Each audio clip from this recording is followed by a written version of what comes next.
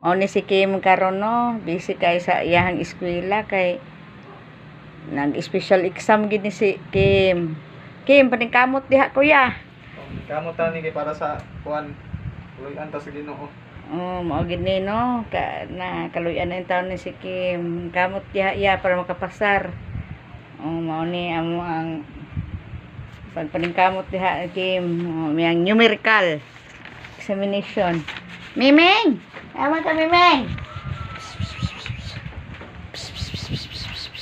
Nay among Miming, oh. Cute kayo, sigtugtog. Nuning among Miming, oh. Miming! Gutom na kami. Miming!